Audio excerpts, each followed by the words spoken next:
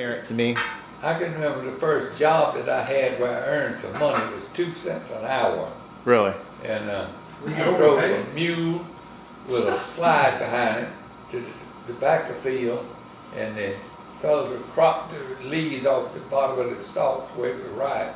The tobacco gets ripe, yellow, and you take that back to the tobacco barn, and that's when they strung it up on sticks and hung it up in the barn to cure it.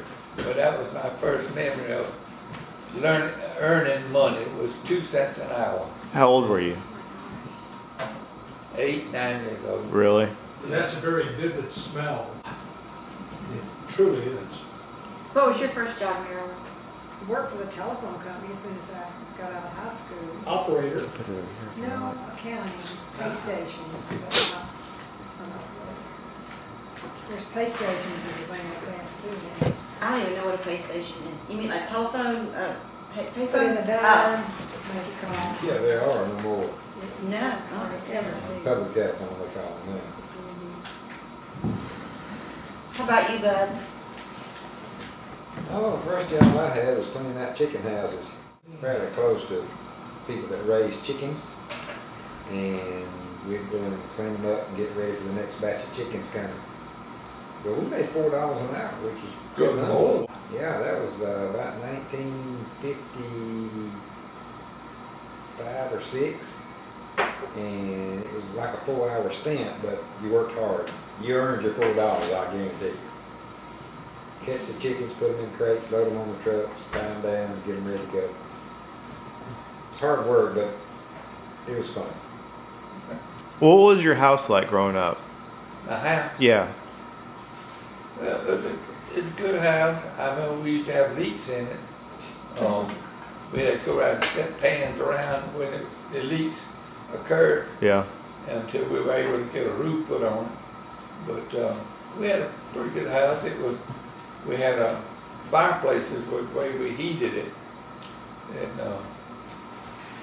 but Did you have a bathroom in your house? we had one up until the Depression, which was in 1929 or 30, and after that we couldn't keep up. We had what we called a Delco power plant, where they had batteries, and you had a little engine that that charged the batteries. And after the Depression, they couldn't afford to keep up the batteries and all, and then we had to use that house from then on. What did that have to do with a bathroom in your house? Not so You had to have water. And, Okay. Oh, a pump, the water. Pump I water got you. and all that. But they wasn't able to keep it, wasn't able to afford it after the Depression. Or during the Depression. During the Depression. I've got some bills, receipts and things like that I want to give to Andy that my daddy and mama got from buying fertilizer and things like that. That I want to give you sometime. Okay. Keep. Yeah. So, tell me about your brothers and sisters, and tell me what you remember, because I know your father passed away. Yeah, my father got killed in a wreck when I was 11, 12 years old. And A car accident? A car accident? Car accident. Yeah. I probably would have been with him that night. He was hauling cotton pickers from Darlington out to the farm to pick cotton during the daytime. And he had gone back to take him to Darlington and said, I'm going to be late getting back because I got to go by and pick up some flour at the roller mills. We had our wheat ground and the flour, and he was going to pick up the flour that night and bring it back home. And otherwise I probably would have gone with him. Really? But he got in a wreck. The guy that ran into him was killed instantly. There was a black man that was riding with him. He was the only one that survived. My father was taken to the hospital, and they said that he was in fairly good shape, but he had a heart condition. Oh, really? They found that he had a heart condition. And we had a nurse, hired a nurse to stay with him that night. He was over in Florence. And what was his name? he died before sometime during the night, we were never able to find out who the nurse was that stayed with her. But What was your daddy's name? John Geddes Suggs, Yes, yeah. they called him Get. Oh yeah. But And your mother never remarried? no. So she was a young woman then? She was 50. Really? But he was 52. So she was in her late 30s when you were born then, right? Yeah, Oh okay. really? I was the last one. I mean, You were the runt of the litter. I had one brother and 3 sisters. I had one sister that died when she was about 10, 11 years old. I didn't know that. Which one? Ruth. Wasn't it Ruth? No, Where did she die what from? was her name? Can't remember what her name was now. What did she? Dorothy. No, really? I don't know. What did she die from? That was a childhood disease. Oh yeah. Oh I really? don't remember what it was. Probably measles But, or... My sisters had scarlet fever when I must have been 7 or 8 years old. And Francis and Aggie had scarlet fever. Andy never did have it. But I remember they came out and put a red notice up on our front door, quarantine our house. Really? Really? What do you remember about the Depression? I mean, how was that going through it? I don't remember. How old were you? During the Depression, Yeah. 6, 7, 8, Okay. 9, 10 years old. You were And born that in period, 24. I was born in 24. Depression started in about 1929 or 30. But I do remember one thing that was indicative of Depression. We used to play baseball. They had the Oates brothers, Roy and Cecil Oates, had a baseball team up there at Oates, which is about 3 miles from the house. And they played baseball on Saturday afternoon, and that was a community event. And Roy Oates hired me to had a bucket with ice in it, Yeah. and had Coca-Colas and drinks in it, and I'd go around and sell drinks and all. And he gave me about 25 or 30 cents to do that for on Saturday afternoon. And I remember one Saturday afternoon I was leaving to go to the Oaks to sell at the ball game. And my daddy called me out there and said, "I want you to take this." And he had a nickel. He had found it. He said, "Take this and buy you something while you're at the store." That's how hard things were. Really? He gave me a nickel. Wow. That's all he had. Really? Was a nickel. And but we were happy. We Well, Yeah. you You didn't know any different. No, he didn't didn't. know the difference. That's right. Yeah. And I don't think that having to live through times like that was any handicap. I think it was a learning process, a training process. Because I still appreciate doggone with it. Oh, yeah. Yeah. She still squeaks sleepwalks. Well, about when did the Depression get over with? When did it kind of begin to ease up? Oh, shoot. Around 39 or 40? For me, it was in 1940, 41. I went to work for Sunoco. I had applied. When I finished high school, my aunt, Aunt Linda, wanted me to go to Hartsville and take a commercial course, which was typing and bookkeeping, and you had to take 1 or 2 other subjects. And so I went up there and enrolled in that. And I had applied to Sunoco. They were hiring people in. And I applied for a job down there. And Mr. Thornell, who's the superintendent of the school, met me one day in the hall and said, "I just talked to Sunoco and they wanted you to come in this afternoon. And but said, go by the hospital first and get your physical. They're going to put you on the payroll." I said, "Come on, man." I said, "How am I going to do it?" I don't remember how I got home, but Hattie, had married Francis, my sister. He was working the second shift, and he brought me back to Hartsville and to the hospital and got my physical and took me on the Sunoco. And I went to work for 38 cents an hour. on second shift in the special duty department. Hmm. And I worked up there a week. I had already applied to Sunoco for a clerical job. And so I worked up there for 7 days. And the 5th or 6th day, they had a note on my car for me to report to the production office On your the card? next Monday morning at 8 o'clock. On your card? And so that's when I started working in the office. But So you started working in Sunoco. What year? 1941, And what year did you retire? 1985, Wow. And how many days did you miss? one.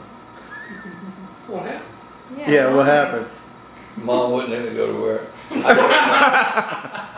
I had my, that was after Wes and Joe were born. You didn't miss work the day they were born? No. It wasn't that big a deal.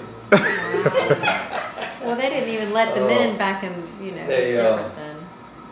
I had always had problems with my tonsils. And I decided I was going to go ahead and take it out, so I made an arrangement to have them taken out on a Saturday morning. And I came home. I spent the night in the hospital. I came home on Sunday. And I was going to work the next morning, but it was raining kind of bad. And Doris said, if you go to work, I'm going to call down there to Sunoco and tell Mr. Coker and complain to him that he causing you to come to work and you shouldn't. I said, don't do that. But I did stay. I could have worked. But you left and went to the war. Oh yeah, from 43 to 46, early 43. Was this the big war? Big one. WW2? Did you come back from that and go back to Sunoco? Yeah. What do you remember most, like before, when you were young? Like, what's the biggest thing that you remember that's different than what's the first thing that comes to your mind when you think about your childhood? Well, there were times when I had to work on the farm that I had rather, I would like to have done something else. Yeah. But, What else would you like to have done? well, I remember one time that we were having a little inter-county series of ball games going on. Uh-huh. And Claude Norwood lived right across the woods from me, and he had a pony and a little cart. And they were going to have, they were going to pick up the guys and the 2 or 3 of us that played ball.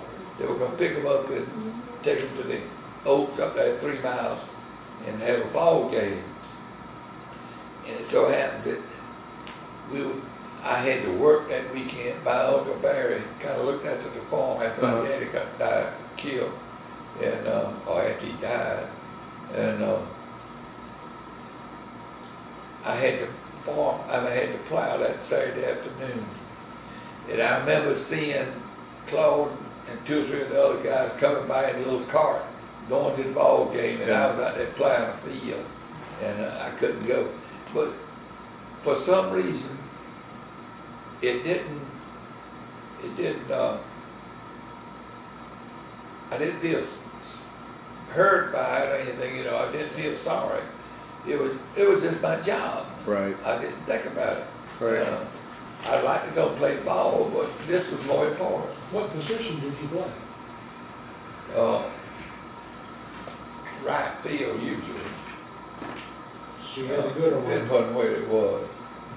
Joe Stewart, my first cousin, he played shortstop. Not the barber.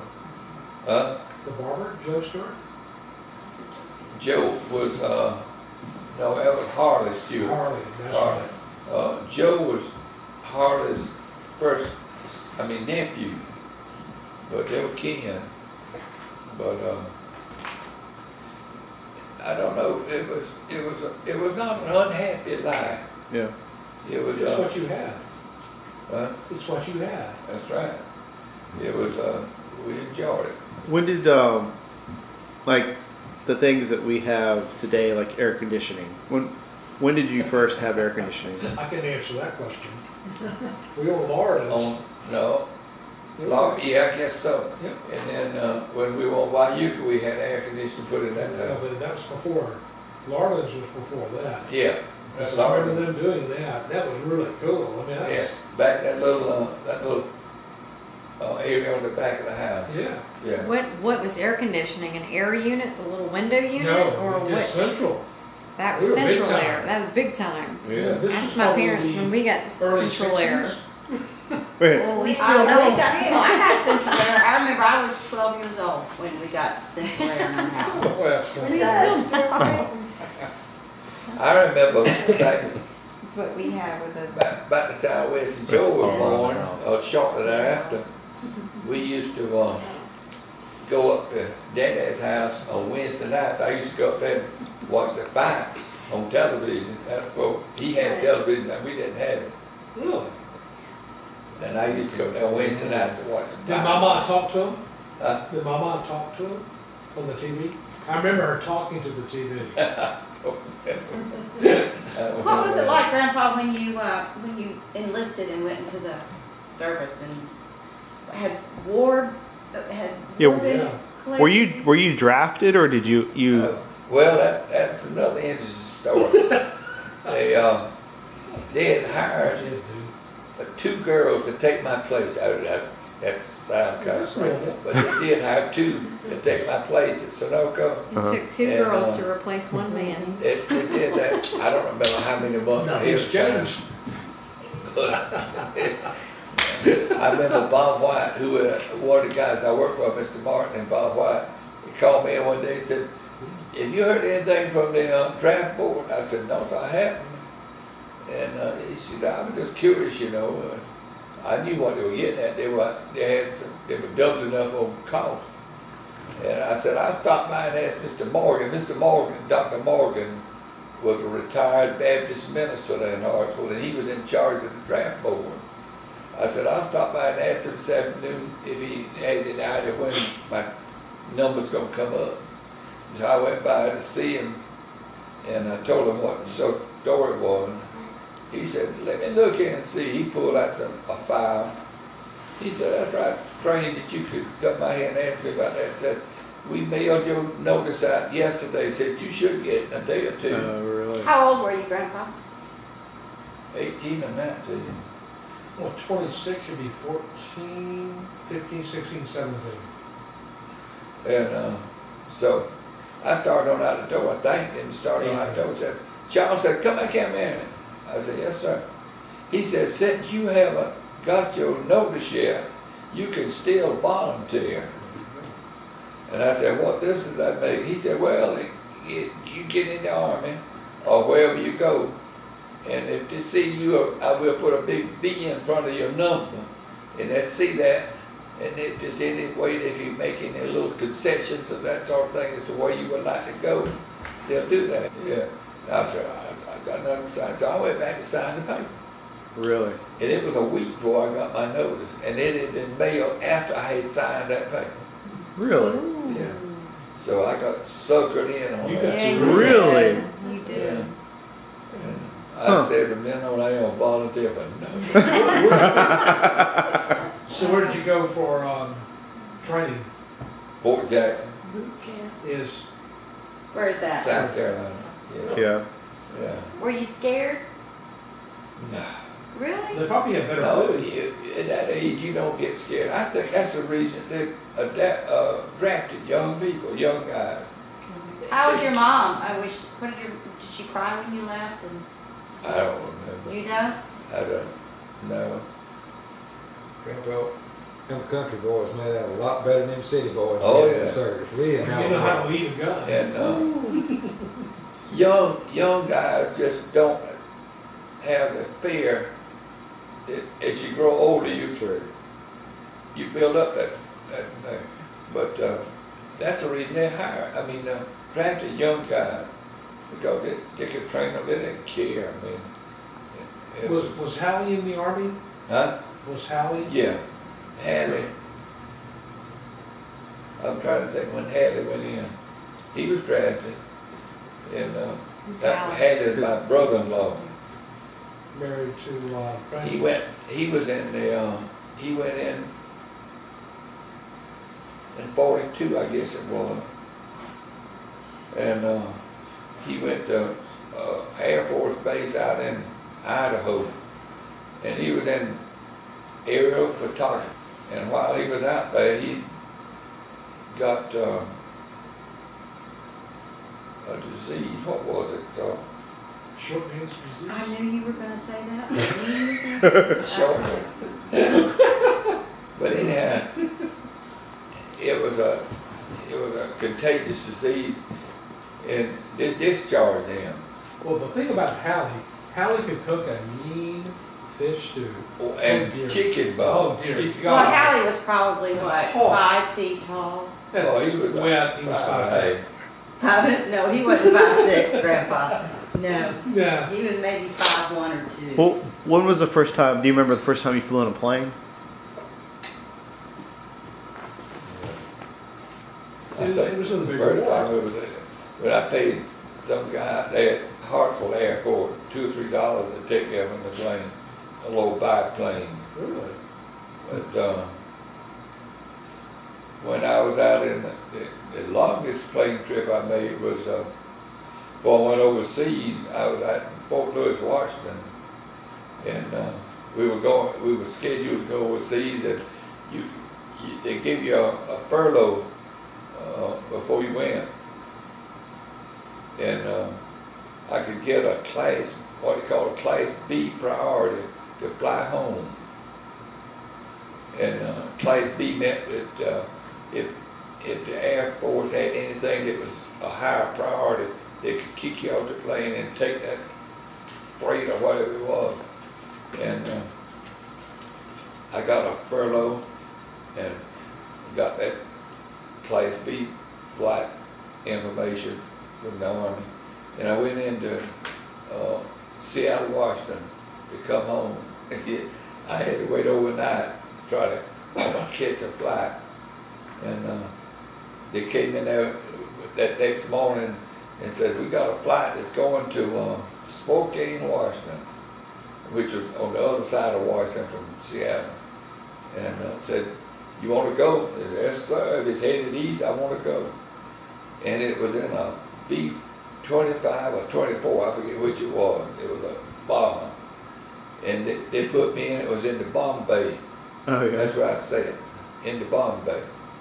And it was a flight that was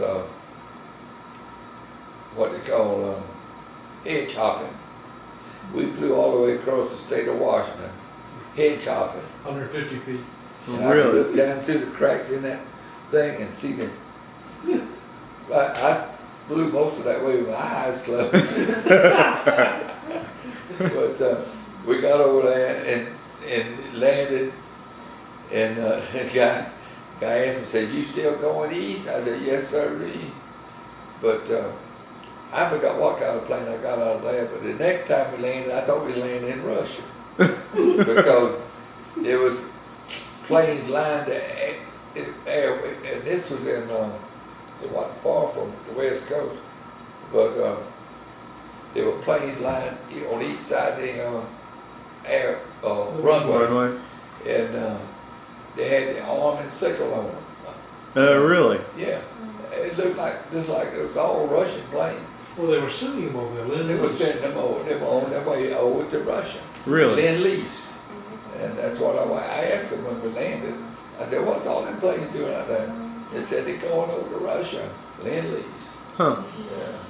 That's how there was a big inversion of people of the U.S. getting into World War II, and that's how FDR got us in. They would lend the resources of the United States in the form of lend-lease to England and Russia Oh, to yeah. help start it, Yeah. to fight the fight. Now, Marilyn, I know you had a story I've heard little bits and pieces about the balloon you wanted for Christmas, a red balloon. What's that? Tell us that story. Well, that was all I wanted one Christmas. When was that? What I year? don't know. It was probably It during the was war. like 2 years ago. Yeah. No, probably That'd be World War II. 46 or something, 48, because, was that during No. World War II? Yeah. World War When II, they had rations and 45. stuff, certain Yeah. things you just couldn't get, you know. Yeah. Like sugar. They rubber. just didn't make balloons out of the rubber, I guess they made Oh, other yeah, things. made that they had. tires out of it. Right. Yeah. And my mom, was an only child. My mother and daddy had me kind of late in life, and they loved me so much, and I knew it, and I loved them too. But they could not give me a red balloon for Christmas. Wow. I still have yours and Nanny and Papa's war rations. Oh, yeah. Yeah. It's in her jewelry box. The little books with stamps. I still have those. Talk about war rations, it reminded me of another story that I had. After I finished my training over at Fort Jackson, I was stationed there for a while in the reception center. And I had a little Hudson Terraplane automobile that I drove. Really? You had a Hudson Terraplane? Yeah. Cool car. Oh, yeah. Still It was, No and the kidding. reason I got it was I had a Model A Ford, and you couldn't buy tires back then. And Mr. Colin Suggs operated the motor company there in Hartsville. They said that if you had a pocket knife and wanted an automobile, don't talk to Colin Suggs. He'd trade you an automobile for that pocket knife. He could sell automobile.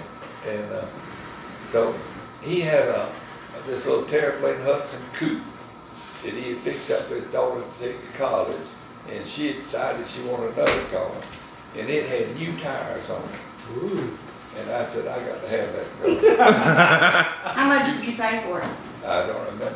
I remember what I paid for the first new automobile I bought was $1,200. What was that?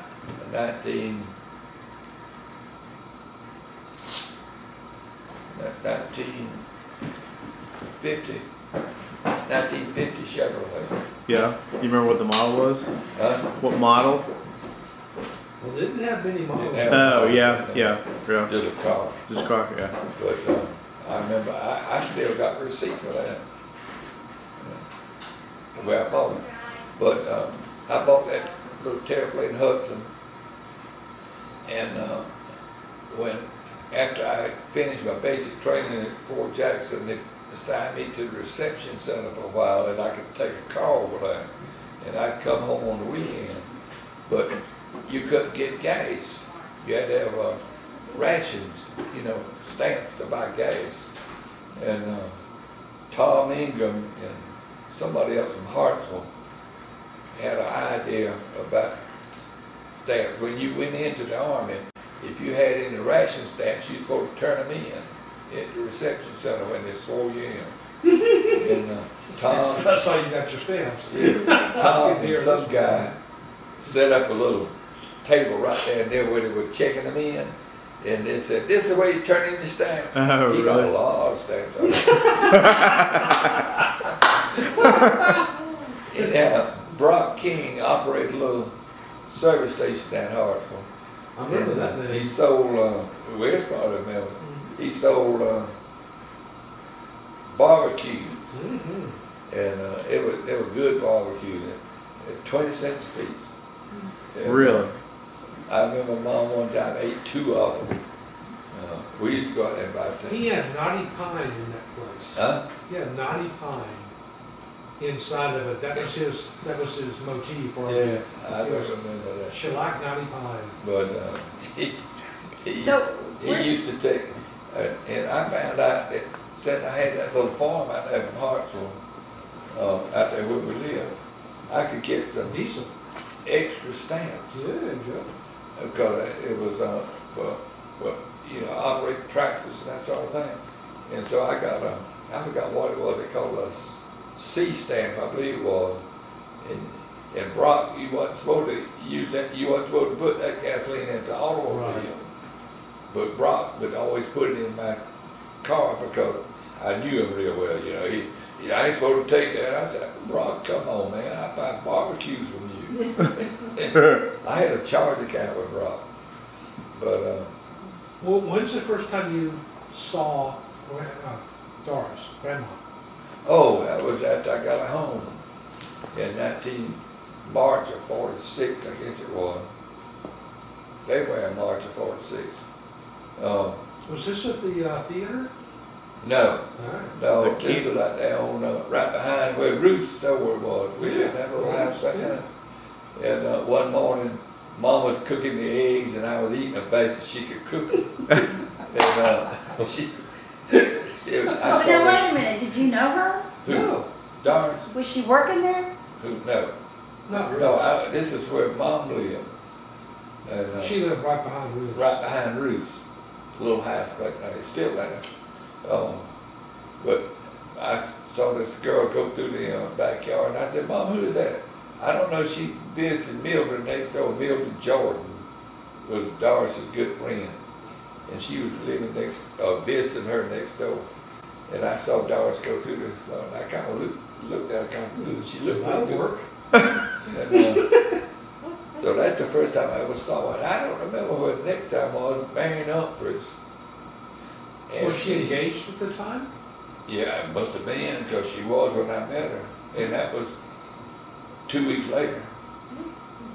And she, Marion Humphreys asked Leah Humphreys, was Doris' good friend. We saw her last Yeah, year. we went to visit. Yeah, that's right. We visited her. She's still living. Anyhow, Leah asked Marion to find out if I would date Doris. And I said, yeah, I don't know her, but then I found out that was the girl that walked through the yard. But after I met her on March the 15th, 1943. You know, that's the first date you remembered throughout this whole process. Yeah. And I married her on September the 22nd, 6 months and 1 week later. There you go. Wow. Yeah. And But, as they say, the rest is history. but she was engaged when I met her. I remember when her, She said it wasn't an engagement ring. That Bob had given her a dinner ring. A friendship ring. Huh? Friendship one. Now they call it a promise ring. A promise ring. Yeah. Yeah, she called it a dinner ring. But we had gone to the movie up there one night, and we were sitting down there. And that was the theater we went to. Yeah. Yeah, we that's went right. to. Yeah, we did. And the usher, they always had ushers back then, you know. And little usher came down there and said, "If somebody back here wants to see you, talking to Doris." And Doris said, "Come go with me." And she had no idea who it was. And it was her, Bob Shirley, who was the guy that she was engaged to. He was in the Navy. He still had his little uniform on. He was still in the Navy. And he told her, said, "You're supposed to come and go with me." I said, "What you talking about, man?" I said, "She and I dating." And she told Bob, said, "Bob, you go ahead." And said, "You satisfied?" And he said, "Yeah." And so he went on out. What And happened to Bob? Huh? What happened to Bob? He stayed in Hartsville. And the next time that he was a barber. Really? Yeah, well, his dad had all run the barber shop, and he later became a barber. And the next time I saw him, to know him, was at Dove's funeral. Really? Her brother. it was at her daddy, I was there, it was at her daddy's funeral. He came up to Doris, he came up to Grandma and he says, "Doris, do you know who I am?" And she goes, Yeah. she Hugged goes, him right she goes, there. no, and he goes, we used to be engaged. And then she looked at him and she went, and she hugged him. She had no idea who he was. Yeah. And I thought that was so funny that he would come up to her and she didn't recognize him. Yeah. God, that had been, what, 50 years?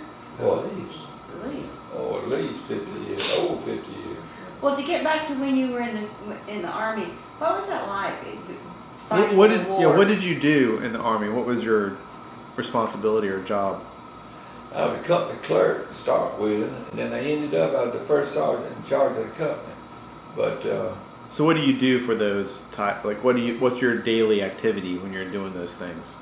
Well, do whatever they asked you to do or what you had to do. It was, oh no, it was very, we were never in direct combat. So basically paperwork and stuff like that? Yeah. Yeah, but the first sergeant's in charge of all the men. Yeah. Oh yeah. He's in charge. I remember the story you used to tell me, you lit a cigarette in the tent. It shot at. What happened? So what's that story? What's that story? What's that story? Well, it was on, we were out on Baton on the, in the Philippines, and it was a blackout because the Japs were still up in the, we were on the, what they call the old airstrip, Baton, not Baton. There was an airstrip out there that they had during the war. A little small airstrip, you couldn't land real planes on it, with little Cub planes and all. But it was a blackout. You wasn't supposed to have any lights out at night because the Jap was still down at the end of the runway. And it was lit, you light a cigarette at night, and here come a Jap, he'd fire at you. Really? They were watching us. And I remember we had a generator out there. I don't know, it must be about that high. It was where we could generate power for lights. And I was out there one night and somebody struck a match or something. And they started to shoot me. And I skinned both of my legs. I thought I was going to have to come home. When you get hurt over there in the Philippines, it gets Malaria. fungus in it. Yeah. And my legs got all messed up, but I finally got them healed up enough where I could stay on over there. But Tell us about your monkey. oh, I was thinking about him the other day. I can't even remember what his name was. I had a little monkey that he sit around on my desk. And I finally got him tamed enough where I could turn him loose. But when I went to leave, they said I couldn't take him. I wanted to go. I could have come home when the time was up in the Philippines, when the war was over. And but we knew we were going to Japan, and I wanted to go see what it was like. And so I stayed in. And they wouldn't let me take my monkey with me.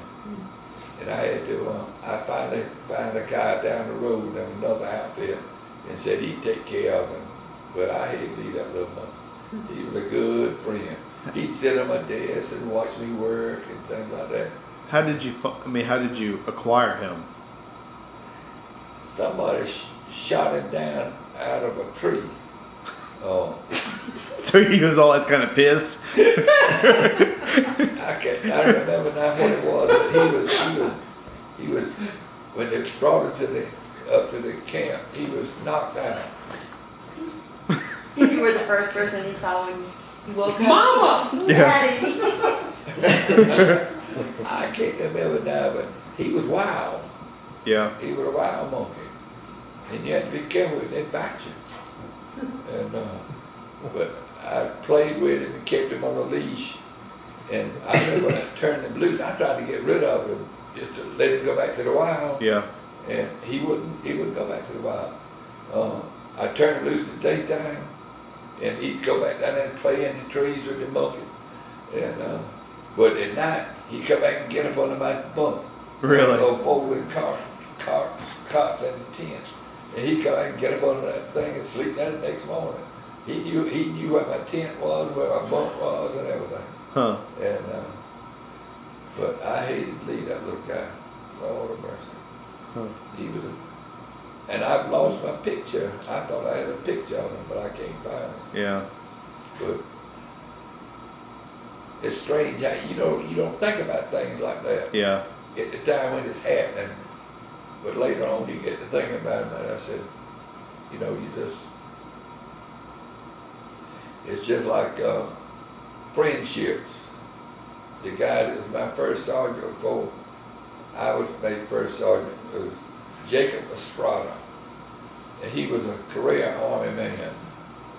And I had a picture, I think I showed y'all this picture. Mm-hmm. He and I were good friends. And I don't know whatever happened to Jake. He was from San Luis Obispo, California. And I often wonder what happened to Jake. He called him Jack. He was a real good friend. When we left the West Coast to go overseas, we had to leave Seattle and go all the way to New York to go overseas. And he and I had we were on a train, and he and I had they always had a little room up in the front of it. I don't know what it was, but it was a special, you had to buy a special ticket, I'm sure, to trade. He and I slept in that was our headquarters. And we went overseas. My records show that I went overseas twice. We left New York, and it was on, I never will forget the name of the ship. It was called MS Ocean Mail. It was a relatively small ship. Liberty ship? Liberty? No, smaller than Liberty.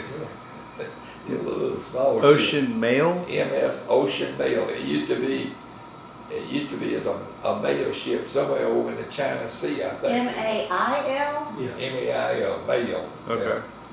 Yeah. And we got out a couple of days out in the ocean, and one of the engines broke down, and they couldn't get it fixed, and we had to turn around and come back to New York. And we got back into New York at Camp Shanks. It was in the middle of the night or early in the morning or something. But the practice was when you came back from overseas, they'd take you to the mess hall and cook you a steak. Oh, yeah? Yeah.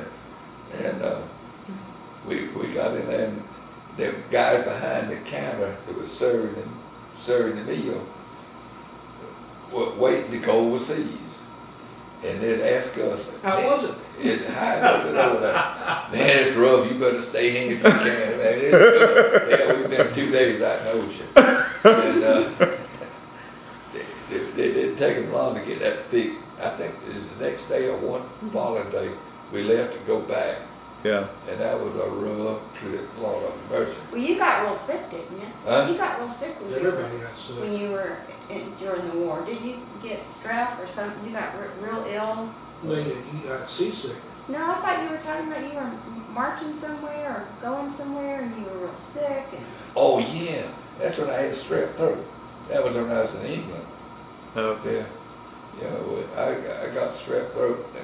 We had, our company had been sitting on some kind of assignment up to Scotland. They moved you around all around. They pushed you around. I don't know why they did so much of that. But we were up in Scotland, and I developed strep throat. And I knew that we were fixing to go across the channel. And I told the company commander, I said, Captain, I said, I don't want to leave this company. He said, I don't want you to go. I said, well, I'm sick. He said, well, don't worry about it. He said, we'll watch out for you. And so I stayed in the tent there for several days. I couldn't have done anything. And they called us to move back down to southern England. And they didn't have, we had to go about 3 miles, I guess it was, 2 or 3 miles, to get on the train. And it was pouring down rain. And I told the captain, I said, I don't know why I can make it now. He said, you make it. Said, they'll take you. Said they took my pack and rifle and all. Some of the guys did. And I don't remember, it was just like a dream. I remember getting on the train. And the next morning I woke up and it was down in southern England. The sun was shining, beautiful day. And I still felt bad. But my fever and everything had broken during the night. And we got on a ship, it was a Polish ship, that went across the channel. And, How long was this after D-Day? oh, several months. Yeah. There were still signs of it out there in the channel, but no, there wasn't no shooting. No, we went in at Le Havre. And But when we got over there, I told the company commander, captain, I said, when we get to the nearest hospital ship we get to, I said, I want a doctor to check me out. And he said, by all means. And so when we got into the harbor, there was a hospital ship over there. And I went down there to there. And the doctor looked at me. He said, soldier, said, you ought to be dead. I said, well, I come very close to it. But he gave me some tablets there. I think it was sulfur tablets. And I took those for a day or two, and I got straightened out. After the fever broke, I felt pretty good. Huh. But yeah, I got sick. Well, tell us the story about Dave. Dave? Yeah. Oh, yeah. It was in the harbor. I knew Dave was in the harbor. Aggie had written and told me that's where he was. Were they married then? Aggie. Oh, yeah. They were That's your married? brother-in-law. Yeah. Aggie was my brother-in-law, sister. And yeah, they were married. And so we went to, they named all the camps over there along the same river after cigarettes. Really? Lucky Strikes, 20 grand, and I forgot the name of it. It seemed like we went 20 grand, but I asked the company commander, I said, we had lost, when we were coming into England, we had lost one of our, there was a ship that was sunk out in the North Sea that had some of our equipment on it. And when we got to the harbor, the company commander said he wanted to see if I could get some of our equipment replayed. And I asked him, I said, well, can I go into the harbor and check on it for you, Captain? He said, yeah. And so I told him I wanted to see my brother-in-law if I could. And so when I got there, I found out where the port control was. It was up on a hill, and you're overlooking the plane. I mean the channel. The channel. And I went up there and asked the guy that it was Navy was in charge of it. Asked if he knew what Dave Dahl was. I said, yeah. I said, he's a part of our outfit. I said, he's off duty now. And they wrote the name of the street and everything on it. And I started back down, and there was an old shell, unexploded shell that was in the driveway going back down. It was kind of a rough driveway. And it caught the undercarriage of the Jeep, the transmission, and ripped it out. I messed it up. And I said, Lord have mercy, what am I going to do? And so I went back up there and got the call, and they sent ordnance out there, and they said, well, we'd like to replace it. I told them what the story was and what I was doing. And so it took me the rest of the afternoon. I never did get to go see Dave. It took the rest of the afternoon to get a Jeep, a replacement Jeep. And we started back out to the camp where we was. It was dark then. And the Jeep, as we'd have it, had something wrong with it. It was running hot. And we'd have to stop every so often and try to find water and put it in the radiator. And one time we had stopped and I saw this Jeep go by me, and it was I could tell it was a naval officer. I could tell by his dress. And so we got out to the camp and found that Dave was already there. And this, I don't know how many tents there were in this place that we were camping out there. There's hundreds of them. And the second tent that he went in and asked if anybody knew Charlie Suggs, he said, oh yeah, I said, we're waiting on him now. The second tent he went in. Oh, wow. And so Dave and I had dinner. They had saved something for us to eat. And he gave me a bottle of gin. He said, I could give you some scotch or bourbon or something, but said, this is all we got. The English people gave him a ration of alcoholic beverage, but he gave him a bottle of gin, and I said, well, I'll keep this until the war's over and I'll have a drink in your honor. Did you? Yeah, it did. Did you And I had like Jen said. I think all we had was one Coca-Cola over in the Philippines. One Coca-Cola is a chaser. And I didn't like the taste of gin. Yeah. And that's the last time I think I even tasted gin. So you left from Japan to go back home? Yeah. So when you got back home, did you still have the family farm and all that? Yeah. How long did you keep it? Your mom? Oh, I don't know. We decided we wanted to get rid of it and get back into Hartsville pretty shortly. I sold it to Barney DeWitt. Really? Yeah. I didn't know that. Yeah, Barney bought it. Who's Barney? Oh, Barney he's a cool dude. He was Hallie, his brother-in-law's brother. My brother-in-law's brother. And yeah, Barney, he was gonna be a gentleman farmer. He carried about a year. Yeah, I was gonna say.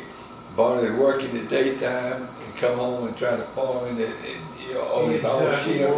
That didn't work out. How many acres did y'all have? Oh, must be about 40. This was in Philadelphia? Huh? Philadelphia? Yeah. I showed you where I lived. What did you grow on your farm? Cotton, tobacco, corn. I was telling Andy the other day I want to take Parker and I want to walk through in the summer the tobacco field. Yeah. The smell, Yeah. the heat. It is so cool. It really is. Yeah. So There's Grandpa, when nothing- you and there's Grandma nothing married, like it. you moved in with your mother, right? Your Uh-huh. mother lived with you? Yeah. How did that work out? All right for a while, and it didn't work. Well, it depends on who you ask. Uh, Depends on who you ask. yeah. No, it didn't work out. Mom and Doris didn't get along. Mom was jealous of me, I think. You mean your mother was jealous of you and Doris? Yeah. Really? Really? And it didn't work out. She, Well, you were her only son then, right? Because Oh, your yeah. brother had passed away. yeah. Right. Well, No, Jackie, he Jackie had not moved died, in did it? North Carolina. Yeah. She didn't see him, but Well, Jack didn't die into the early 60s. yeah, he died after we moved to Atlanta. I remember going down Lardens. We were right there at Wyuka. We were going to his funeral. I remember Mom talking about it. That's all I remember. Yeah, It's weird but because he was an alcoholic. I remember oh that. yeah, he was an alcoholic. Yeah. Yeah, but that's what killed him was his liver Yeah. was give out on him. But How old was he? how old was Jack? 51, I think. Really? Yeah. Okay, See, I have no memory of Jack. uh, I remember your mother vaguely because I remember going to the house, the photographs and stuff like that. I And got, obviously, I remember all your sisters. yeah, How old was your mom when she passed away? 64, I believe. Really? 63 or 64. What did she die from? Probably high blood pressure. She had a stroke? Yeah. She had a stroke. When was this? What Several. year? Probably a year before she died. She was kind of When was this? What year? I don't remember. 50 or 60. No, Now, we moved to Hartsville. 50. We moved down here in 57. Seven. Must have been 54. Really? Oh, well, you were little then. Yeah, that's, Yeah. I got pictures of Yeah, I've seen the pictures of her with Joey. holding Yeah. her Joe. Yeah. But, So when you found out you were going to be a father, how did Grandma tell you? Do you remember? no, You don't? I don't remember that. But,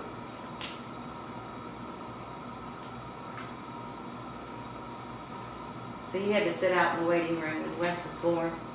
Or did they call you at work and tell you he was born? yeah, that was good. they sent him an email. No.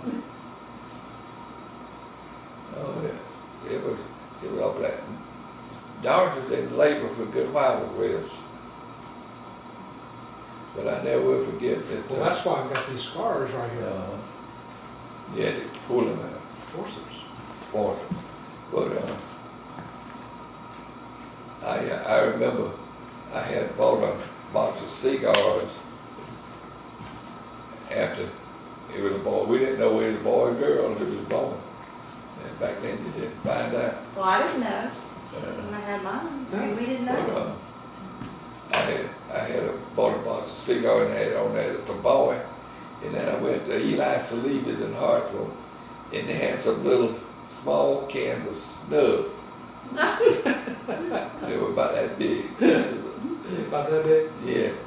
And I bought some of those to give to the girls down at the Sunoco. Because the girls dip snuff? No, but I mean, Oh. I mean, if you're going to give a man a cigar, you got to give the girl something, so I give him a can of snuff. Oh, gosh. I wonder if any of those girls ever kept those cans of snuff. Where was the place that had the shirt? It wasn't Eli Salinas. And what? He had a big thing of, what do you call it? I'm sorry. Ice cream? Not ice cream, sherbet. It was on the same side as Dad's barbershop, but closer to his house. I can't remember the name of the place. I don't remember. Well, the interesting thing, to go back to Hartsville, very, very little has changed in 50 years, or 60 years. Basically nothing changed. There's that. But I talked to the first secretary that I had after I went to work at Sunoco when I was made safety coordinator. Her name was Faye Sumner. And she stayed on. She married a guy that worked at Sunoco named Buck Yarber. He died several years ago. But I talked to Faye every now and then. I called her and find out what's going on at Sunoco. She's retired now because she's in her 70s. And but she kind of keeps up with what's going on. And this is her brother, Jerry Sumner, is the one that we go and see next weekend up in North Carolina. Oh, yeah. Yeah. Where are you going next week? Up Blowing Rock, North Carolina. With Joe Joe? and Janet. Joe and Janet said they'd take that. Yeah, this guy, he has a hotel up there. Huh? A hotel, motel. Yeah, motel called Cliff Dwellers Motel at Blowing Rock, North Carolina. So how did you end up moving to Atlanta? I had what? How did you end up moving to Atlanta? Moving to Atlanta. Yeah. I always wanted to be a plant manager because it was kind of, I don't know, kind of romantic type of thing. But some of the guys that I knew in Hartford were being made plant managers. Buck Crouch, Bob Durrett, who else was it? And but I never did say anything to anybody about that. It was just a desire I had. And so when I was working on a job as safety coordinator, and they called Mr. Barton called me one day and wanted to know if I had any objection to working over in the Smile 2 department. I said, no, I work any way you want me to work. And so I went over there and worked as a clerk in the office, and people couldn't understand. I said, okay, why? I mean, they asked me, and I stopped when I go through the plant. They said, why are you going over there to work? You have a good job. I said, well, I have a good job. I said, but I learned things over there that I can't learn, otherwise. And Did they tell you that? what? They wanted me to get some more training. That's all they said. And I didn't even question them too much about it. And so I worked over there for a little over a year, I guess it was. and I heard that they were, and Mom and I had bought a lot over across Yeah. the lake. Oh yeah, that's right. We went and looked That's at right. that. Yeah. Yeah. Yeah, the And country we club. were gonna build a house over there. Already had the plans, drawings, and everything for it. And This is big time in Hartsville, trust me. yeah. So I had heard that they were looking at some plants in Atlanta. And I just said in the backside of my mind, you wonder if they got me in mind for anything. So one day I was leaving work and I went by Mr. Martin's office. And I said, Mr. Martin, I want to ask you something. I said, Doris, I think about building a house across the lake over there. And It's a cool lake. yeah, It really is. and I said, I don't want to start something. If y'all had anything else in mind for me that might interfere with that plan. And he looked at me kind of funny. He said, well, So what? let me tell you this, don't do anything right away. And I said, all right, that's fair enough. I said, and so, I don't know, just a month or so, he called and told me that they had bought a couple of plants in Atlanta and wanted to know if I was interested in being a manager. Did he bring you into the office? Yeah. Office? Yeah, on one afternoon I was leaving the plant. What day was that? I don't You know. remember? But, and I told him, I said, let me talk to Taurus, but I said, I think I can tell you that I'll be glad to consider it. It's what the grandma said. Oh, it tickled every day. Really? Imagine getting out of this small town. Oh, yeah. She said that was the happiest day of her life. Really? Yeah. When she found out that we were could move to Atlanta. We were living on Green Street. Yeah. Where did you live then? In Hart, South Carolina. South Carolina. Yeah. And so, It's a mill town. In a Sunoco, basically. Coker owns Sunoco. They have Coker College. But it's really a cool city. I mean, it really is. a Yeah, good it's your typical small town. place. Yeah. Southern. Yeah. I mean, it's but it was, quintessential. that took a moment there when she found out she was going to move to Atlanta. She started picking out her hats. Yeah. And Yeah, I remember coming into Atlanta the first time, and my first memory was there was a motel. It's still there at Monroe and Lindbergh and that area on 85 or whatever that is. And then the other memory I have is the trolleys with the sparks. street cars, yeah. Yeah. Huh. Trackless trolleys. Well, actually, these were These were tracks, we Right. always tracks. Yeah. Never had that. But they they have were the right things down that right hooked down up, Beach Street. Right. they hooked up to the electrical, Yeah, it was really cool. and if they get off the track, then I want to they, ride one of those. Yeah, but I didn't want one of those things that bounced off and then They had to go out there with the put stick. it back on. yeah, I remember those. So how did you do you remember how you proposed, or did you propose to Grandma? No, I don't know how that happened. She just told you y'all were gonna get married. I don't know. I just don't remember. Yeah. But Marion and Leah Bumpers went with us out to the preacher's house out at Lydia. And Lydia is about 5 miles east, southeast of Hartsville. yeah, Yeah. almost Lydia due is south. it still is a volunteer fire place, fire department. That's it. There's no town, there's no city. It's all very rural. But back in 2003, I think it was 2001, Fred and I drove motorcycles up to Lydia. And because we were going to stay in Bobby and Mary Francis' trailer while we were in Myrtle Beach.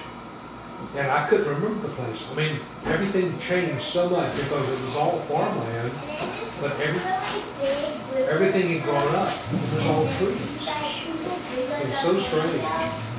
Because I figured I could recognize Francis and Hallie's place, but you couldn't.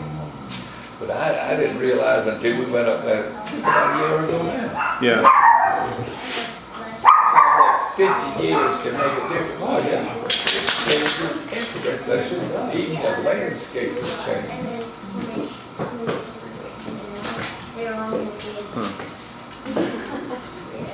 Here it was. So what was your first house? Was your first house in Atlanta over on Wyuka? No. Lardens, right? Robbins. It's not named in Lardens. The hill is still there. We're on a hill. And, but it was, it had a lot of woods down behind the house. Wes and Joe used to, I built them a tree house down in the woods down there. We You built built a tree roof house? on it out of tin, and the roof was made out of this Buster Brown, and you were making Buster Brown boxes of shoe polish, Yeah. or some kind of shoe polish. Griffin Remember that? shoe Griffin shoe polish. It was the, That was the roof. that was the roof. These printing plates. Yeah. I remember one night, we had a big old hole dug down there in the wood, and y'all had foxes and hounds, and that's one night. And I built a big old fire down there for them, and they kept that thing going all night. So what did you do at Sunoco? Like, what did Sunoco make? When we moved here in Atlanta, Yeah. we had one plant downtown on Simpson Street that made folding cartons. Uh huh. And then the plant out there at Bolton made cones and tubes and paper. Okay. Well, the thing about the Bolton, the Simpson Street plant, they made boxes for Riches, Yeah. the Oh, department yeah. store, and they made the bakery boxes, and they put vanilla in the box, in the flavoring of the paper. So when you open the box up, Oh, it it smelled like smells. vanilla. Well, yeah. Really? I remember that. Flavoring in the paper. Do you remember how much your first house was in Atlanta that you paid for? How much? 20,000. Really? That was a lot. And I I remember sold we it paid $49 for the house on Waika. on YU for 48.5. Yeah. Really? Yeah. You remember that house? Oh yeah, yeah, definitely. Yeah. My mortgage payments on YU could Were you doing $21? something dollars a month. How much? Really? 200 something dollars a month. Wow. What do you remember what it was about Grandma that made you guys decide to get married, or what it was about her? I don't know. But see, now we just took up with each other. Yeah. Yeah. Yeah. No.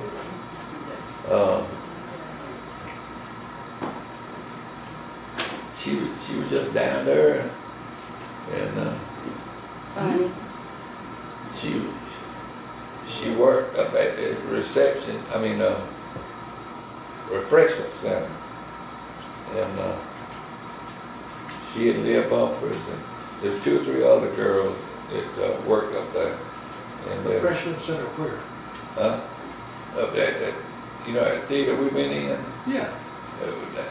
On It's one right side, next to when it, you right? went in, Yeah. on the left used to be a refreshment center, and they served sandwiches and coke. Really? Yeah, and that's where Mom worked.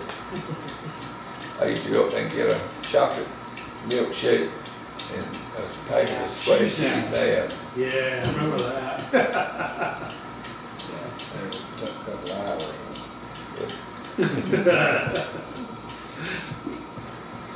Huh.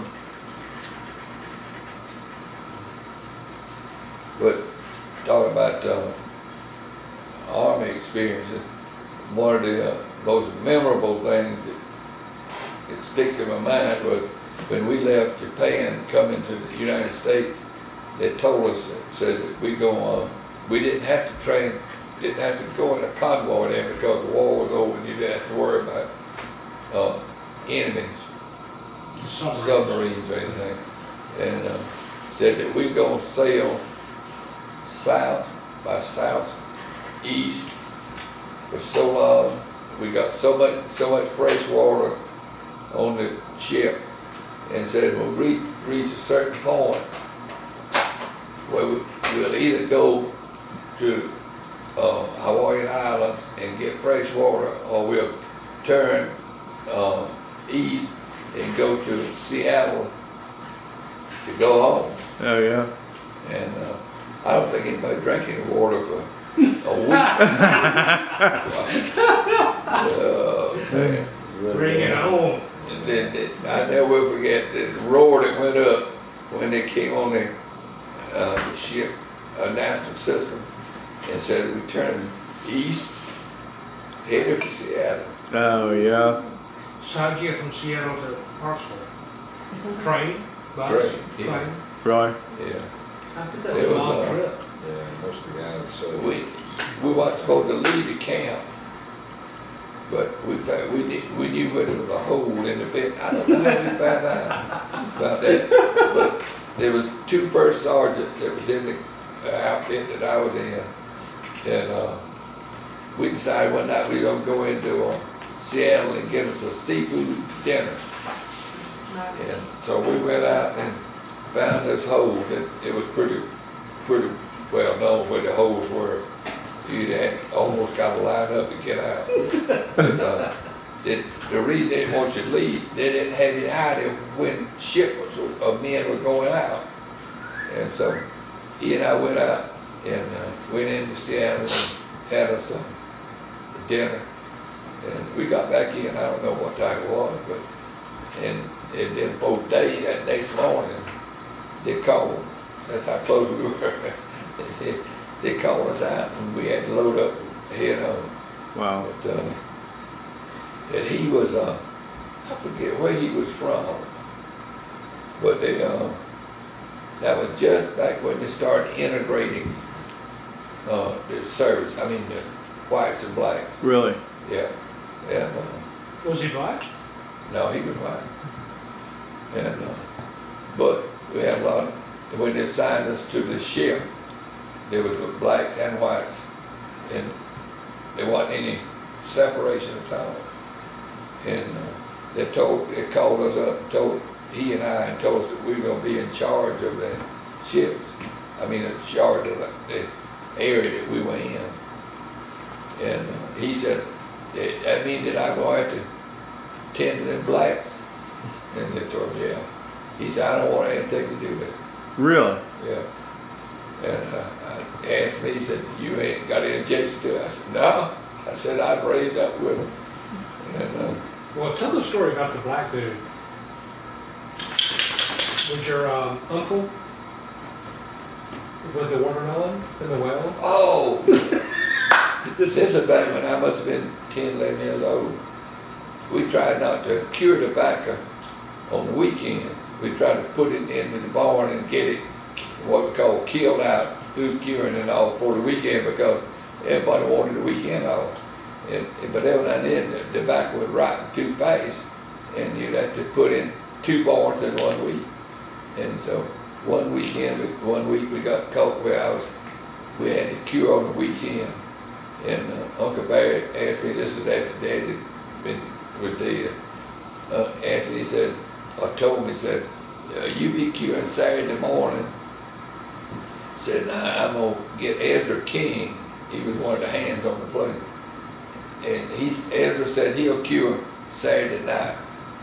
And but said, I'm a little bit leery about it, because Ezra, you let him off on Saturday morning, he's gonna be drinking some. But said, I've got a way I'm gonna find out. Said he loves watermelon. I got a watermelon up there in the well. It's getting cool. And said, when he comes in, I'm gonna offer him some watermelon. If he eats the watermelon, I know he ain't been drinking. And I saw Ezra coming down the road. He was limping. Yeah, he always had a little limp, but it was more pronounced when he was drinking. And I could have told Uncle Barry that he was drinking, but I said, I ain't gonna get involved in that. And he called me in, and Uncle Barry told him, Edward said, I got a watermelon up there in the well, getting cold. Said, you want some? Yes, sir, Mr. Barry, I'd love to have some. He eat over half of that watermelon. And Uncle Barry said, well, told me off to one side, said, Edward's all right, said, I'm gonna go on home. I said, okay. So I'll go back there. And Ed looked at me and kind of grinned. Said, Mr. Barry thought I was drinking. I said, wait a minute, you said that. He said, offered me watermelon. He said he knew I wouldn't eat that watermelon if I'd been drinking. But said, Mr. Barry don't know. Said, you can be drinking and eat watermelon won't hurt you. But you eat watermelon and drink, it'll kill you.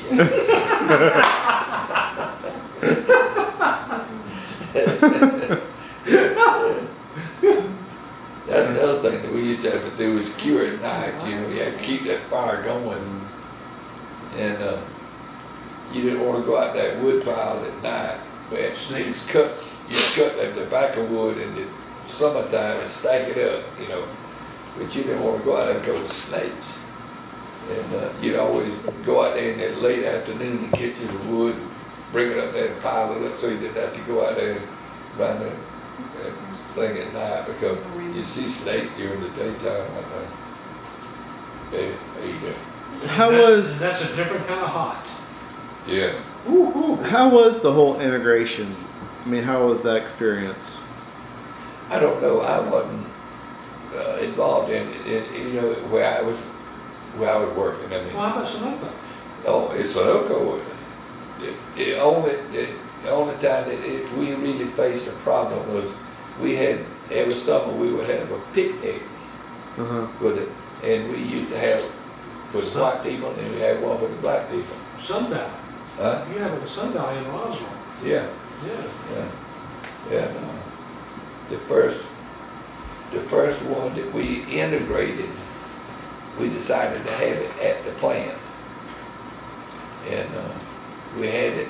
Everything went smooth. The next year, we decided if we found a place, we'd tell them it would be white and blacks, and never had a problem. Really? Never had a problem. I still remember at courthouses, colored one, the signs. Yeah. Oh yeah. Well, they had that at Lenox Square. Yeah. They had bathrooms for, and they said colored, and then they had bathrooms for white, and same with Yeah. water fountains. And this was at Lenox Yeah. in the 50s, That was in the 59. late 50s, early 60s.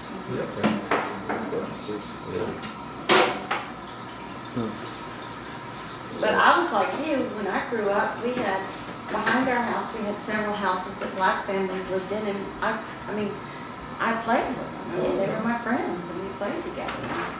One of the best friends I had growing up was Leslie Jackson. He lived next door. And I remember one time Mama was sick, and she had Rosa Jackson lived next to us on the Kenner house. Said, Rosa said, will you fix Charles some lunch? He said, yeah, I'll be glad to, Miss Annie. And so I went over to Rosa's house for lunch that day. And I never forget, she had Oh, better possum. food than you got at home. Better food than you got at home. She had fixed some possum Oh, and possum cakes. And I forget what all she had, some peas and beans or something along with it. It was good. Tastes like The chicken? possum a little greasy. Tastes like chicken? No. I don't remember what it tastes like. But it was greasy, I remember that. But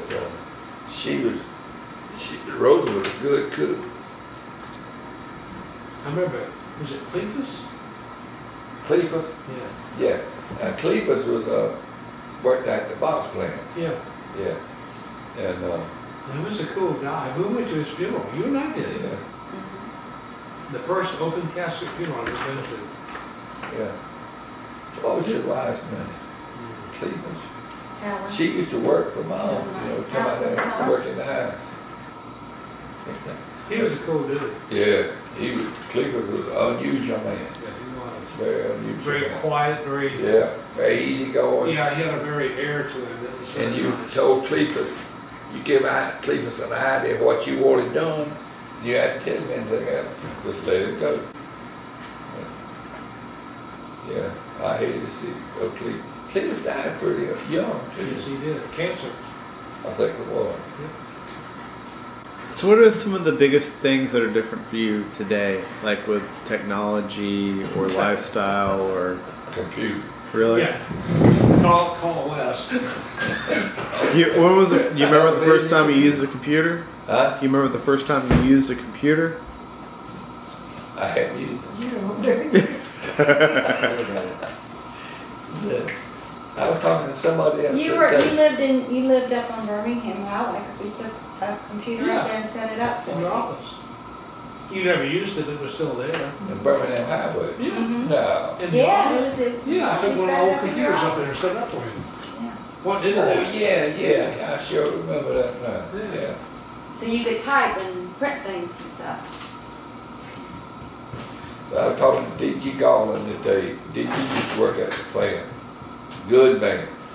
And D.G. said, I got one I can't figure out how to use. I better show you myself. Do you remember the first time you met me? Mm-hmm. The I remember the comment. guy landed on the moon. Oh, really? Yeah. Yeah, I remember the comment.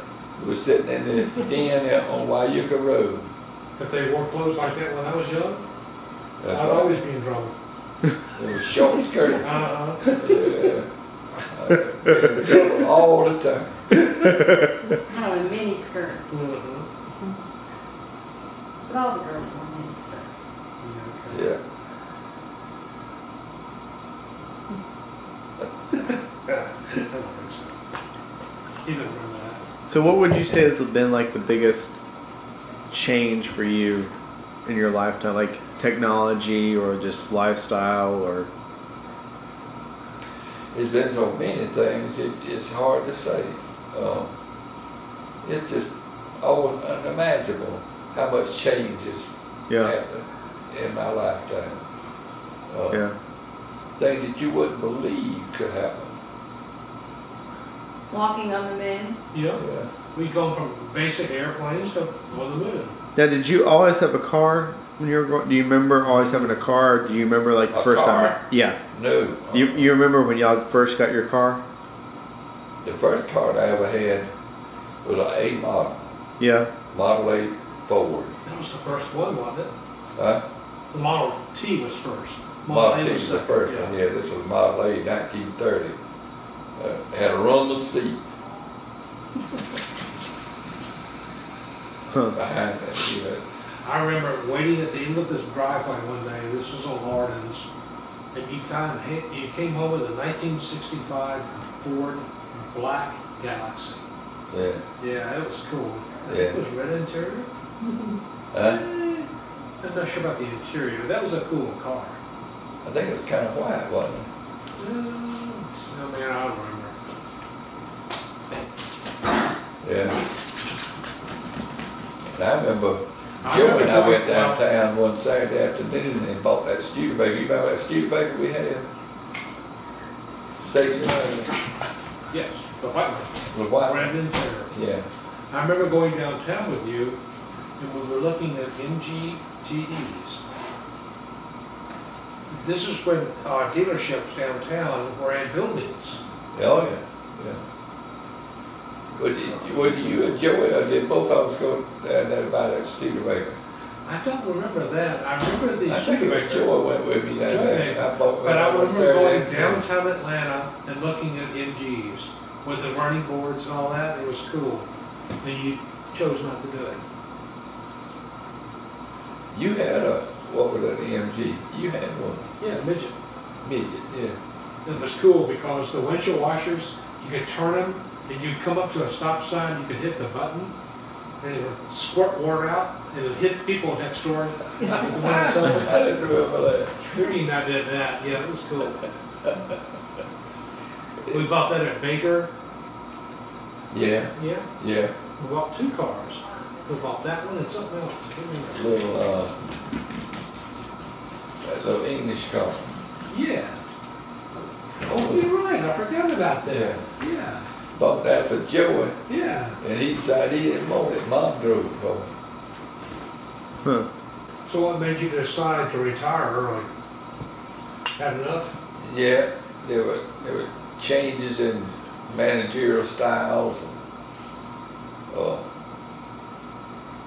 I don't know, it was just, I would have retired a couple of years earlier, they were retiring people younger because they had this reserve built up in the retirement plan, you know, and they decided to start using some of that and cut out on payroll.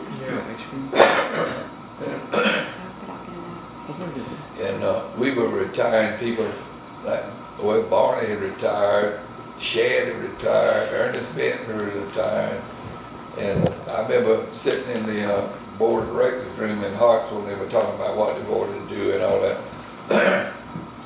And I asked them, I said, well, what about getting rid of me? I said, I can retire. I said, I'd be glad to take early retirement. But they wouldn't consider it. And I figured then, and I knew later, that the reason they didn't want to was because they were planning on shutting down that car department. And They want you to do it? they wanted me to shut it down. They figured I could probably do it without causing any union problem. I remember when you used to fight the union, Yeah, that was because that's when we were dating. Yeah. a rough year. Yeah. Because you would be gone forever. You'd come home and eat and go back and work, talk to the different shifts. But I didn't. I would have taken 2 years earlier if they'd have given it to me. So you did all right. You did all right. Yeah. So what do you remember, like, what are some of your memories about me as a kid? What are some of the first things that come to mind? Who are you? Who's me? I don't remember. I remember you and Mom used to sit in the kitchen on Wyuga Road, and you would always be drawing something or something in that little counter in the kitchen. Yeah. I remember that. I always remember our trips up to the lake house. Oh, yeah, I remember that. I remember one time that you and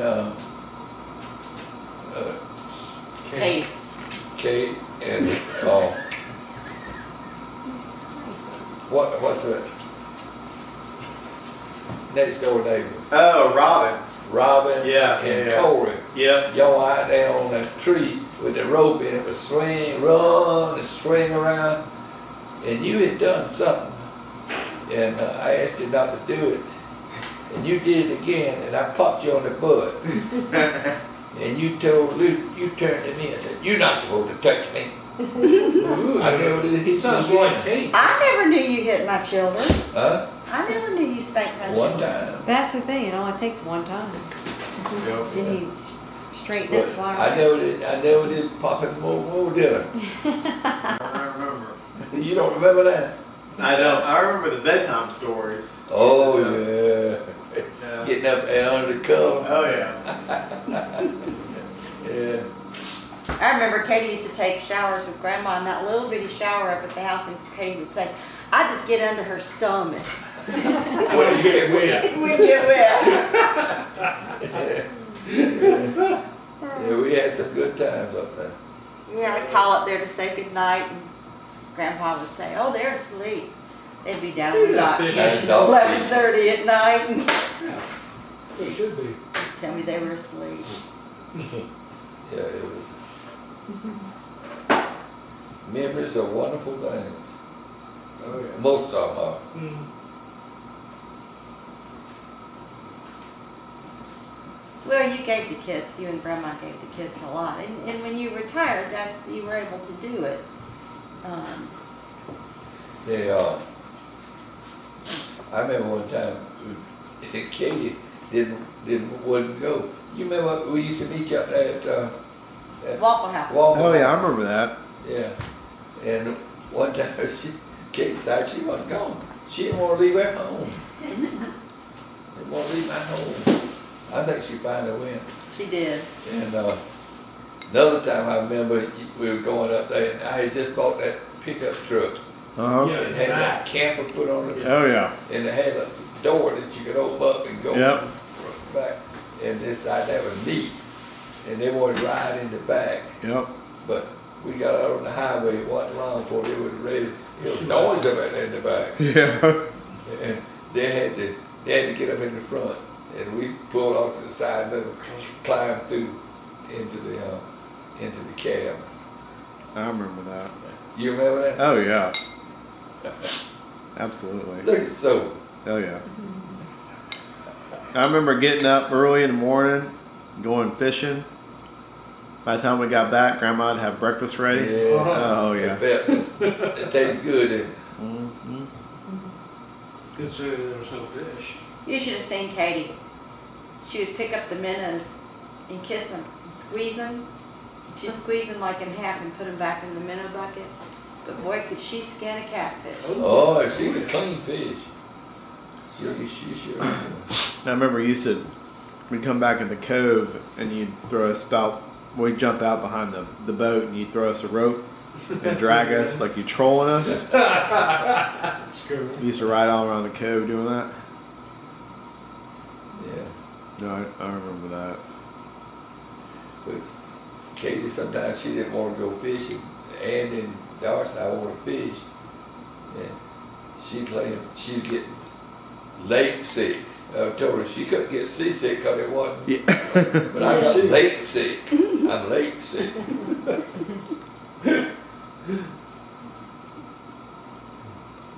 Oh yeah. So what are some of your memories you have, like when someone asks you about Grandma? What are some of the things you remember first?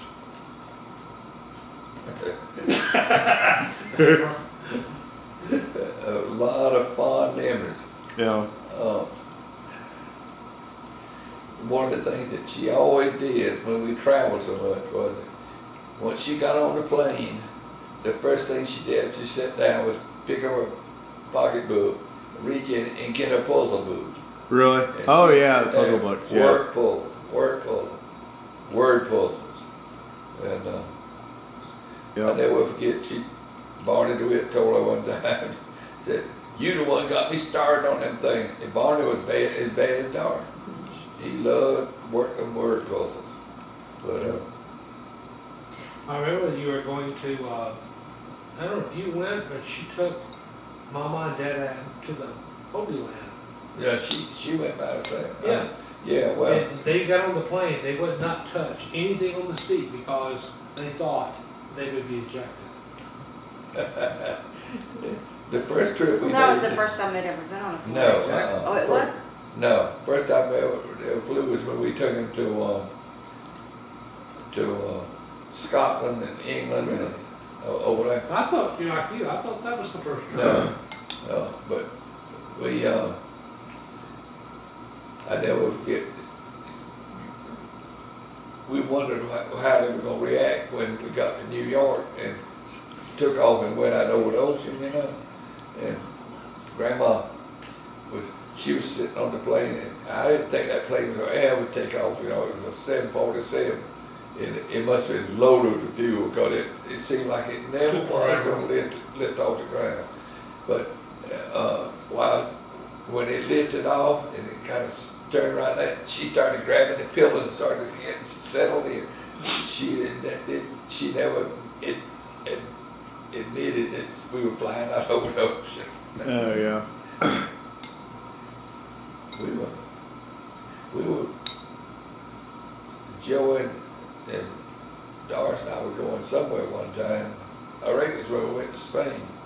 But we got out a couple of hours out of New York, and they turned around and go back. Really? And they were telling us what to do and all that, because they had to go back and they were having engine trouble. And Joey said that all he could think about was that ring that Doris had, that she had done promised somebody that could have it. And he said, she got it on. I remember going to,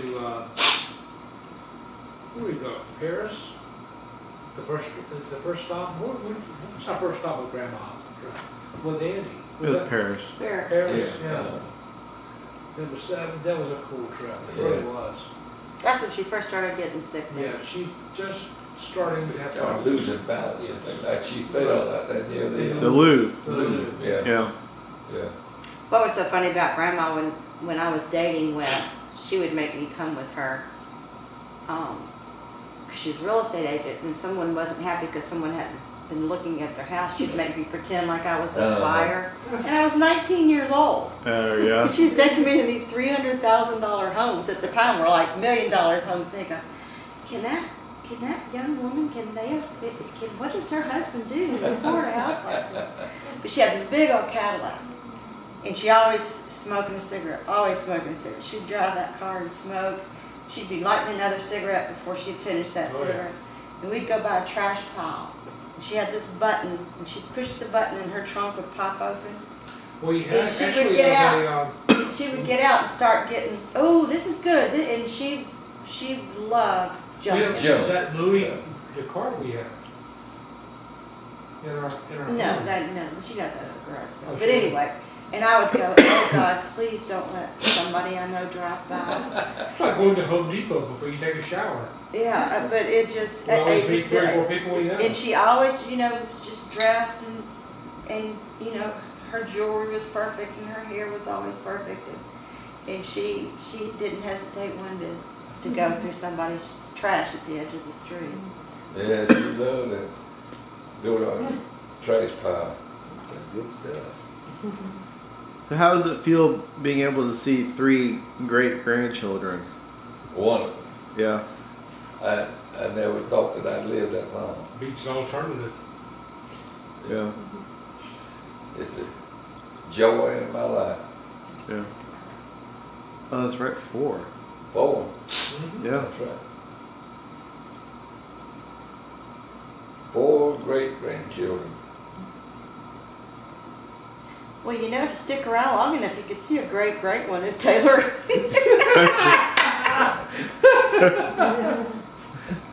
You'd be a grandpa. Oh my God. I'd be a great grandma. Oh my goodness. It's not that long. That's far true. away. I know. It better be. And within 10 years, you could be a great grandma. I know. I could. Wow. I would love I it. take them energy pills. I just went. wouldn't. Yeah. Thank God for the pool. Wear 'em I think out. it was so funny when Grandma was sick, and I probably told you this before, but when she was sick and had Walker, and we would take Walker over there, Kate would, and he was just 3 or 4 months old, and she'd go, now whose baby is this? And she would say, Grandma, it's my baby, and she'd go, does your mother know about this? No, it was so cool. We took him over there one day. Dad was in the hospital at the time, recovering, getting surgery.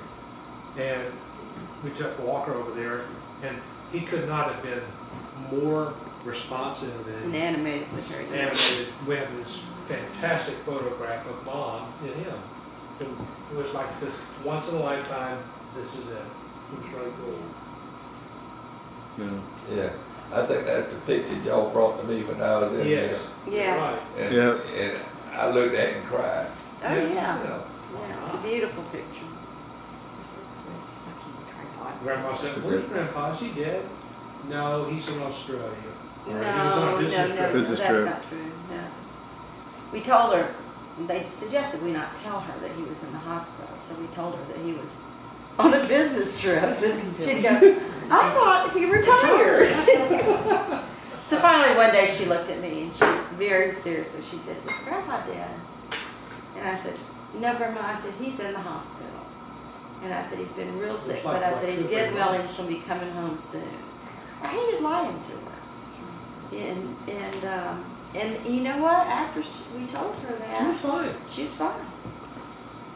That's like, she, after we moved out there to the orchard, she wanted, late in the afternoon, she wanted to go Go home. home, yeah. Oh dear God, how many Yeah. telephone calls? And I say, you are home. I said, do you not recognize that clock? Yeah. Do you recognize that picture? Yeah, that's mine. And I said, well, this is all It's- your stuff. This is your home. Well, I'm not so sure. It's worse for you than it was for her. And I know it was bad for her, but you were rational. You understood. She didn't understand. Yeah. But I know one night it got so bad, Ann had already gone home, And he got to bed. I said, I just can't stand it. I said, I'm gonna go. So I took it and put it in the car Brought her to our house. Yes, and took it several times. took it to out the Birmingham Highway. Oh, yeah. Still had the ramp up. I rolled in that car, went and switched on all the lights, rolled right through the house, and she looked, and I said, "You about ready? Yeah, let's go." And so I switched off the light, took her home. She never wanted to go back. Huh. But It's a terrible disease, it truly is. yeah, And not only for her, but for you as well. It's tough. I wondered that night when I was doing that. I said, "I'm taking a big chance." I said, Yeah. but I figured it was going to have to be done sooner or later. Well, worst case, you just leave her there. Yeah.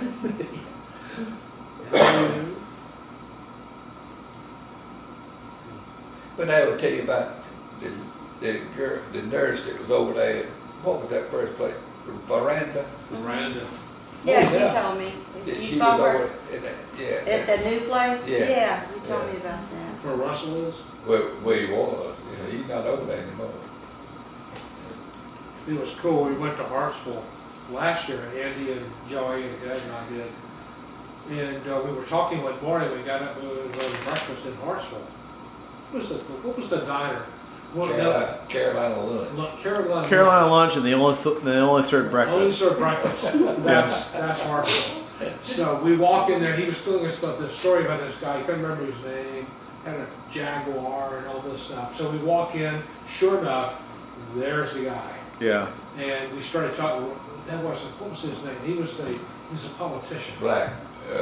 Wesley Black. Wesley. It was cool. Yeah, And he remembered Dad, and we had this, it was really cool. Yeah, Anywhere we went, Dad Everywhere knew we somebody. went, we ran into someone who knew. We knew you.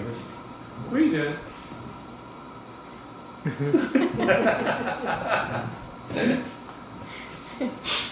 But Take a it break. was really a cool trip. We enjoyed it. Yeah. it was. Bad news. Other than Baloo missing. Yeah. Yeah. Well, we'll have to take Parker back. Well, not I back. want to We'll have take to take Parker, I want Parker. him to walk through the fields. Yeah. We'll take. Well, it may be a while. No, I want him You to can crawl. He'll crawl through the field. Oh, you can just see the little bushes going down this little path. Well, I want him to experience that. Cut, I mean, everybody cut. should experience that. Cut. Cheese, cheese, Cheese. more cheese. Yeah. Oh, cheese. Somebody said cheese? Well, you know, you spent more time with Parker than you did with Andy and Katie when they Oh, were yeah. growing up, because you were always at work. Yeah, I was working. Yeah. Well, you know, one of the pictures we have of Parker's first smile was with Yeah. you holding him right here. Is It that was right? one of That's the first right. times he Right smiled. where you're sitting. Right where you're sitting. Yeah. Go to bed. Grandpa, would you like some water or something? You've been No, thanks. talking a lot, your horse. Got any gin? I got. Yeah. Well, thank you for sharing those stories. Yes. Oh, man. Thank you. Another memory that I have was how cold it was at places. But when you were over in Europe, if you had more transport than your trucks, your company signed trucks would take it, they'd put you on what they call those 40 and 8 box cars. And they're the ones that they had over there during World War I. And some of the floors, you couldn't walk in them. The floors were gone. And you'd take your packs and put them on the floor, and that's what you'd lay on. Because they had big old holes in them. I don't know why they didn't repair those things. I reckon they didn't have time. But man, it was cold riding in those things. How many years were you in the service? Huh? How many years were you in the service? 3. 3. 42, 45? Huh? 43, 46. Yeah. Early 43, 45, 44, 45, and early 46. So what was your impression when you came back to Sunoco? Was Sunoco still an ongoing deal at the About time? the same, yeah, yeah. It didn't change much. Well, probably so many of the men left, there weren't, I mean, Yeah. probably the women were the understand. ones who kept it going. I think I told you all the story about the guy that, I talked to him on June the 6th of this year. I called him. He did. And asked him if his britches are still wet. But he went in service for ID, and the last time I saw him, he was a corporal. Came back to the plant. He was a corporal and was in the Rangers. Ooh. His name was Ellis Parsons. He was the one who shot. Yeah, Yeah. he was the one that had the bullet holes in his back. But Climbing the cliffs. he was in on D-Day, and I think, if I'm not mistaken, he was one of the cliff climbers. Some of them had to climb the cliffs, the Rangers, and but I called him, and he acted like he was glad to hear from him. But he's 93, I believe, and his wife is 97. Wow. I knew her too. She worked at Sunoco, and but he Sure. said they both get along pretty good, and he was glad to hear from him. We got a guy that in our church, Lee Brown. He was in on the invasion, and he sits right in front of me at church all the time. Greg, and he got a award from the French government several months ago. They had it in the paper and all. Legion of Honor? The Legion of Honor? Something like that. Pretty cool. Yeah. He said he was the one go back over there. Somebody said that he said he was going to go back over there on an anniversary date. I don't know whether he is or not. He didn't go this year, I know. But I was going to give him a little bit of money to get him some fish and chips while he was over there. But Lee still works as a greeter at Walmart out here on Highway 9.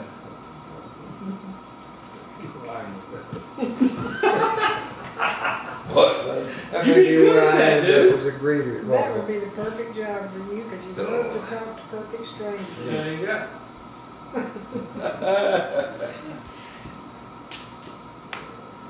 Oh, I reckon I better go. I got to go to Sunday school now. Yeah. Well, thank you. I enjoyed it, man. Y'all brought back memories that I had forgotten about. That's what we were trying to do. Yeah. That's important. Brought back something you had forgot about. Yeah. Yeah. You know, that's one thing I realized at my young age, is for Sorry, you your what? children, Yeah. I remember memories about you guys that I had forgotten, things that they do, and Oh, yeah. with when I keep Walker and Amelia and Parker, you forget about those little things. And like Parker doing that, I remember Katie used to do that. She'd say, you forget a lot. Yeah, you did. All right. You have a lot of memories that's brought about by you having to keep the children. Oh, yeah. Yeah, that's what I was saying. It reminds me of things that I had forgotten about. Yes. Hey, boy, I'm tricking you up, baby. Walker will grab Amelia and throw her down and tickle her, and and I remember when Andy used to do that with Katie. Is that right? Oh yeah. Sit on my face. Yeah, he used to make her sit on his face. Sit on my Wait, face. what? He'd lay on the floor and he'd tell Katie, sit on my face, and she'd bounce up on his face. I'm in my office the other day, and Walker's butt naked doing the Heidi dance. And Amelia's down there doing I mean, it. he's this far off the ground with his butt. I know he's just sitting there. It's hilarious.